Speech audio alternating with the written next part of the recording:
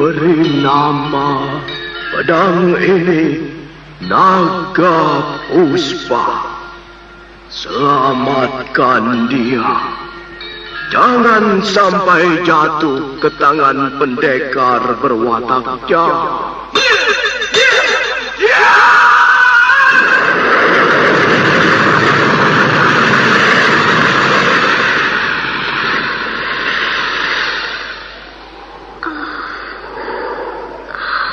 Kakang Kamandanu,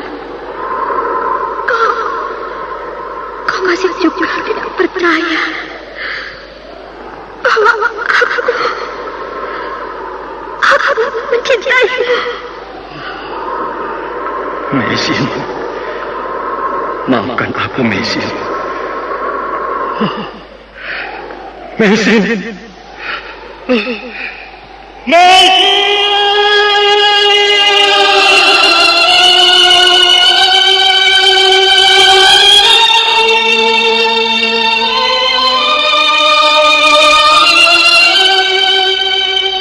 Tutur Tinula.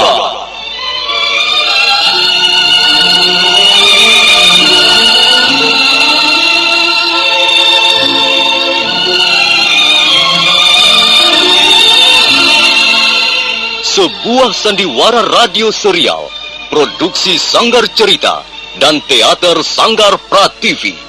Sebuah kisah dengan latar belakang sejarah runtuhnya Singasari dan berdirinya Kerajaan Majapahit.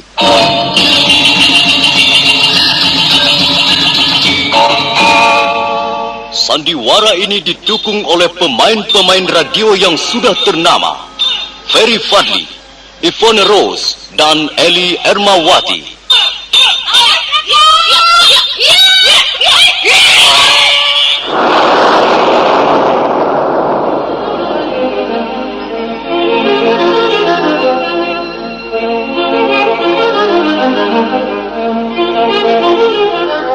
Cerita ini ditulis dan diolah oleh S. Tijab, hiasan musik dan sutradara C. Ispriyonoka. Kali ini mengetengahkan episode ke-12 dengan judul Naga Puspa Kresna.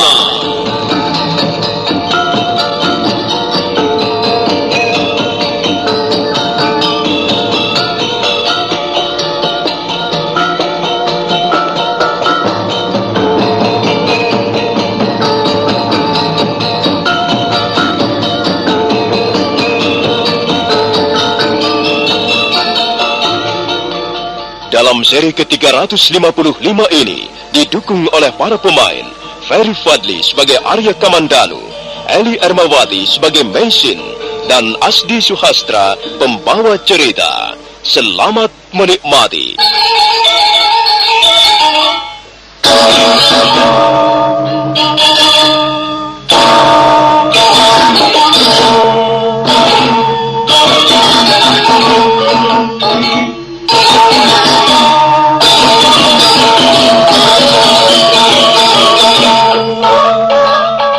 Arya Kamandanu berhasil merobohkan gajah jadi-jadian. Gajah yang ukurannya sangat besar itu pun roboh tertimpa batu-batuan gunung. Sama seperti halnya harimau jadi-jadian, perwujudan gajah itu berubah menjadi asap berwarna keputih-putihan. Asap itu semakin lama semakin tipis dan berpencaran tertiup angin malam.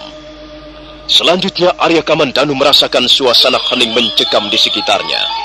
Hanya dinding-dinding batu yang dia membisu, dan angin malam bertiup menyapu lereng bukit Mahabhairawi. Untuk sesaat lamanya, Arya Kamandanu terpekur di atas sebongkah batu. Arya Kamandanu buru-buru bangkit dan segera berlari ke arah datangnya suara.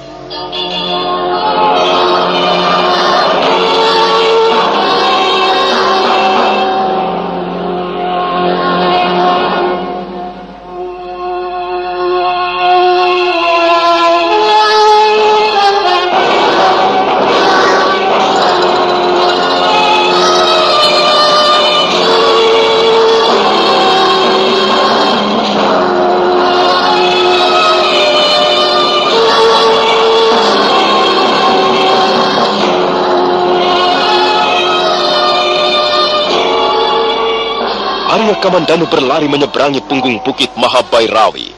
Dia berlari ke arah datangnya suara jeritan wanita. Dan dia berhenti berlari ketika melihat seorang wanita terjepit sebongkah batu pada bagian kakinya.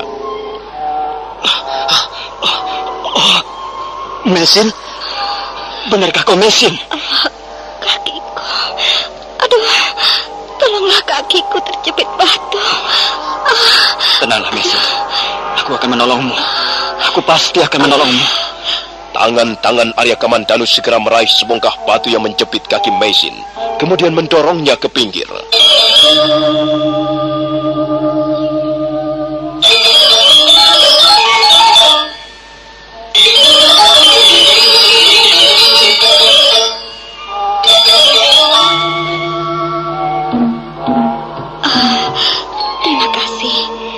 Terima kasih Tuhan.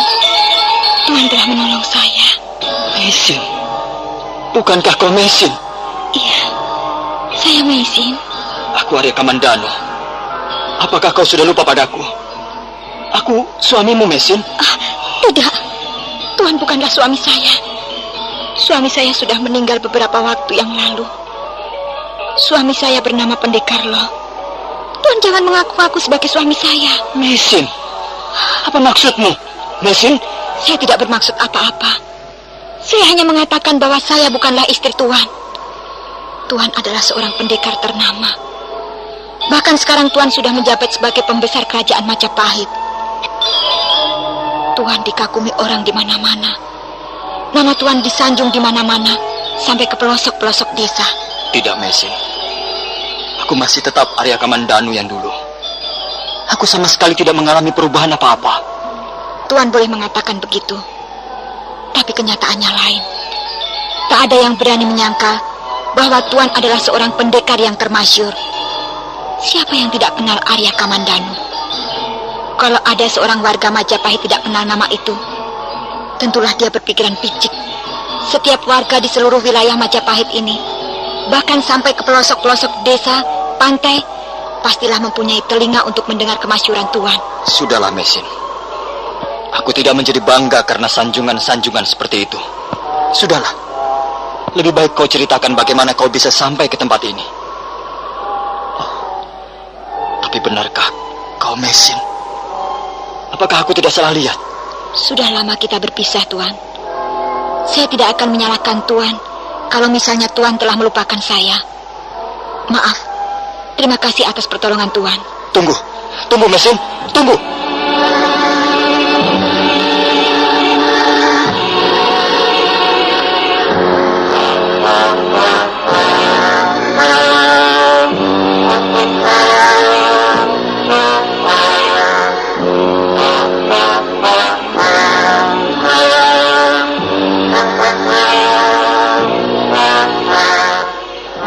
Tunggu, Mesin. Berilah kesempatan padaku untuk menjelaskan segala-galanya. Apa yang ingin Tuhan jelaskan? Saya kira semuanya sudah cukup jelas. Iya, barangkali karena suatu sebab yang tidak pernah saya mengerti, melalui sebuah upacara sederhana, saya pernah menjadi istri Tuhan. Tapi itu sudah lama terjadi. Dan karena suatu sebab yang juga tidak pernah saya mengerti, kita berpisah. Waktu telah memisahkan kita, juga nasib. Barangkali jodoh kita sudah berakhir, Tuhan. Selamat tinggal.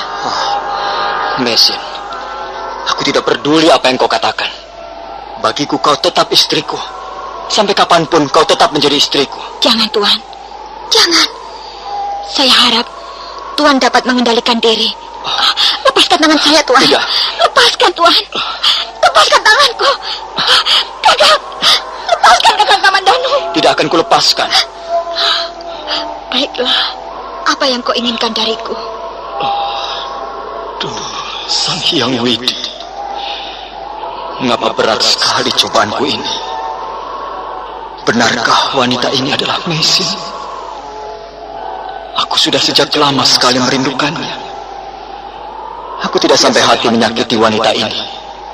Sekalipun dia merupakan perwujudan dari ular naga Puspa Kresna, aku tidak akan sampai hati menyakitinya. Sang Hyang Widi, kuatkanlah hatiku, teguhkanlah hatiku. Sudahlah, Kakang Kamandanu. riwayat hidup kita sebagai suami istri sudah tamat. Janganlah mengungkit-ungkit hal itu lagi. Lepaskanlah tanganku, Kakang, dan aku akan segera pergi. Kau mau pergi kemana, Mesin? Itu tidak lagi menjadi tanggung jawabmu untuk mengetahuinya. Aku akan pergi menuruti garis hidupku sendiri, Kakang. Tidak. Aku tidak akan melepaskanmu. Kau tidak boleh pergi, Mesin. Jangan pergi. Aku tidak bisa hidup tanpa kehadiranmu. Kau tidak bisa mendustai nasib, Kakang. Itu hanya akan menyakitkan hatimu sendiri. Nah, biarkan aku pergi, Kakang. Jagalah dirimu baik-baik. Barangkali kita tidak akan pernah bertemu kembali. Baiklah, Mesin.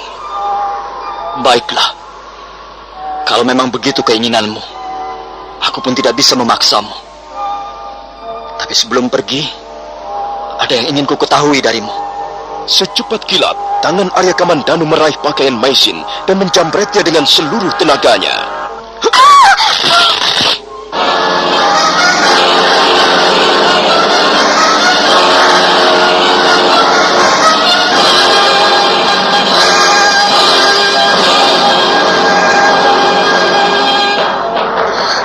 Apa yang akan kau lakukan ini, Kakang Kamandanu? Mengapa kau merobek pakaianku? Kau ular jahanam, ular siluman keparat. Sampai hati kau mempermainkan diriku seperti ini. Kau akan merasakan pembalasanku.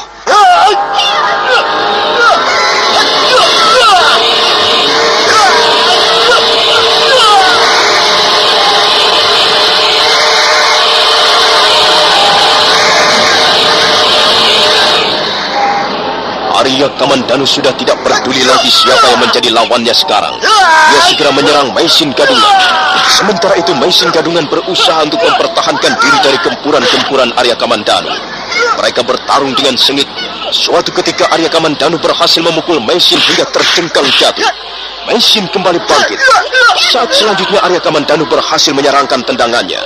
Dagu Maisin terangkat dan kembali Maisin terjajar ke belakang. Darah mengalir di bagian mulut dan hidungnya. Maisin merintih-rintih kesakitan. Dia berusaha untuk bangkit kembali. Mendadak Arya Kamandanu menjadi iba. Dia menghentikan serangannya. Mengapa kau berhenti? Ayo, bunuhlah aku. Aku rela mati di tanganmu, Kakang Kamandanu. Kau bukan Maisin.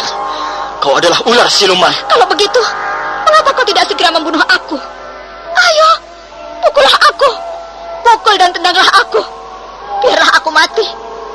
Aku memang sudah tidak berguna lagi bagimu. Bagaimana ini? Apa yang mesti kulakukan? Aku tidak sampai hati menyakiti perwujudan wanita ini. Secara lahiriah dia memang Maisin, tapi rohnya bukan. Rohnya adalah roh ular siluman jahat.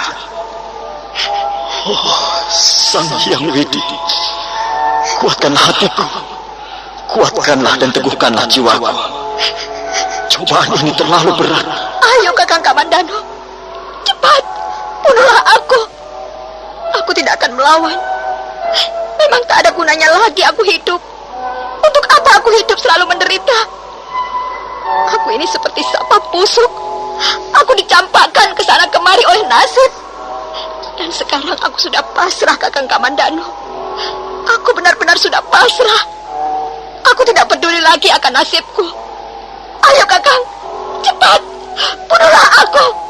Dan segalanya akan menjadi selesai. Siluman jahanam, kubunuh kau, kuhancurkan kau, kumusnahkan dirimu.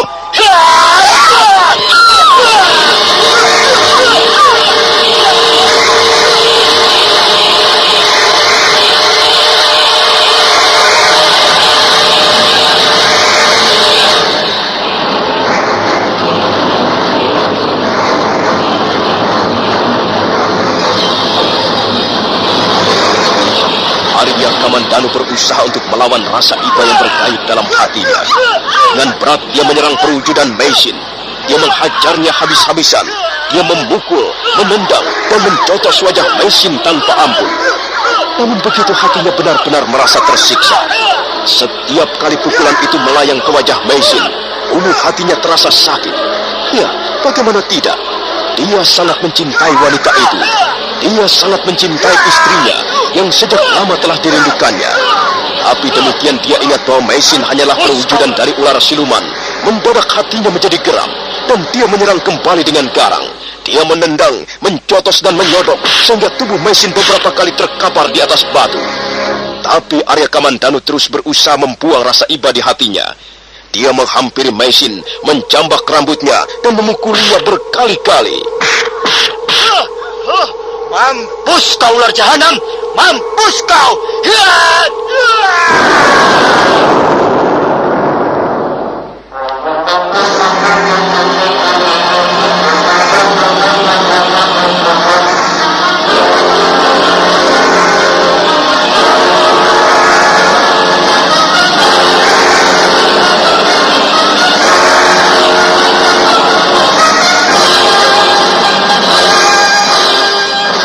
Seketika tubuh Meisin lenyap bagaikan asap, dan asap itu terurai, kemudian berpencaran kemana-mana.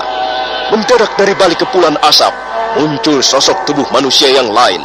Sosok tubuh itu langsung melentingkan tubuhnya ke udara, dan jatuh hinggap di atas batu. Arya Kamandanu mendesis. Dia segera memburu sosok tubuh manusia itu, yang berdiri membelakanginya. Kau tidak akan terlepas dariku, hai ular siluman. Sekarang kau rubah wujudmu menjadi siapa lagi? Hah? Siapa kau ini?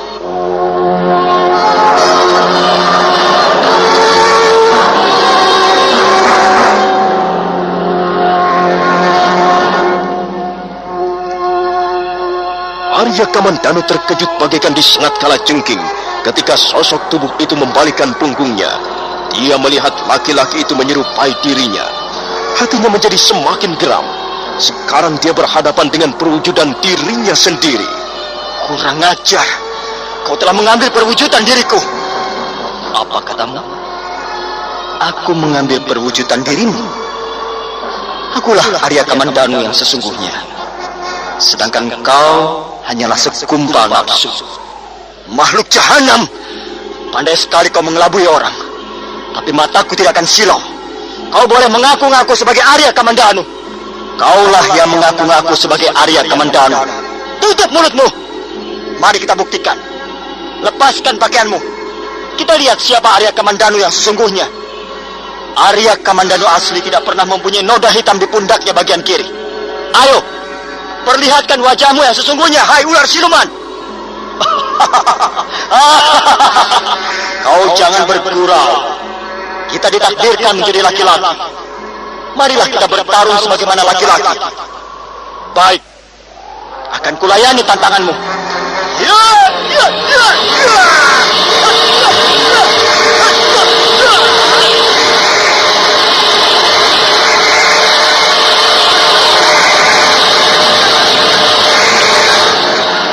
Arya Kamandanu menjadi sangat geram. Dia segera menyerbu. Pukulan, tendangan, dan jotosannya datang beruntun. Sementara itu Arya Kamandanu palsu berusaha menangkis setiap serangan yang datang bertubi-tubi. Dia pun menggunakan aji seipi angin. Dia bergerak dengan lincah. Maka demikianlah, dua orang makhluk kembar itu pun bertarung dengan sengitnya. Mereka sama-sama tangguh, mereka sama-sama ulet, dan mereka sama-sama berhasil menyerangkan pukulan ke arah lawannya. 40 jurus telah berlalu. Ketika menginjak jurus ke-41, Arya Kamandanu berhasil menyerangkan pukulannya ke dagu lawannya. Arya Kamandanu palsu mengeluh perlahan, kemudian jatuh tertelungkup di atas batu.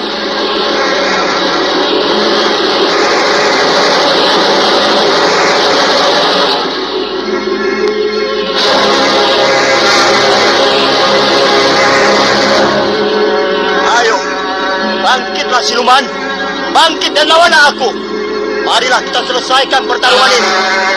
Aku belum menyerah kalah. Aku masih mempunyai 1001 macam cara untuk mempertahankan diriku.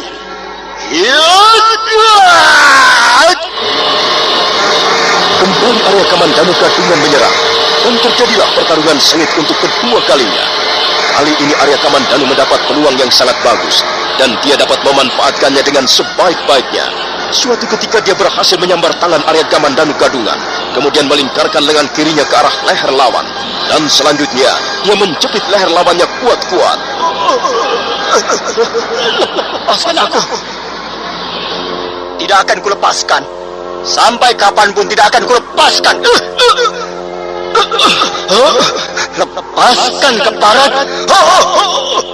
Lepaskan. Lepaskan kataku.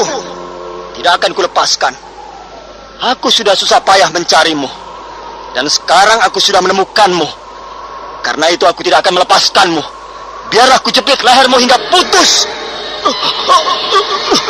Lepaskan. Apa yang kau inginkan dariku? Aduh. Katakan bahwa kau sesungguhnya adalah ular naga Puspa Kresna. Katakan. Tidak. Kau keliru. Kau salah duga. Aduh. Lepaskan.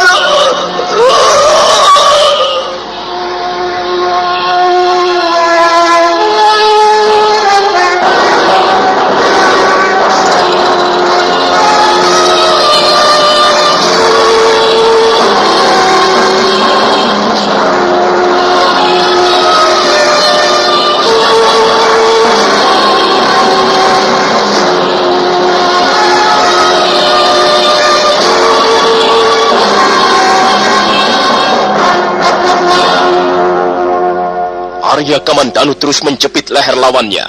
Dia menjepit semakin kuat. Arya Kamandanu Gadungan berusaha untuk berontak. Dia menggelepar-gelepar dalam jepitan Arya Kamandanu asli. Kakinya menendang ke sana kemari dan napasnya sampai tersengal-sengal.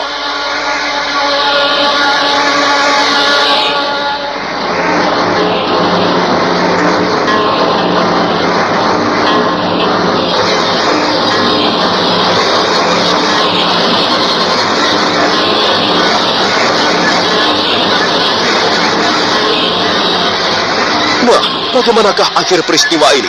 Apakah Arya Kamandanu akan dapat melumpuhkan kekuatan ular naga Puspa Kresna? Dan apa yang kemudian akan terjadi?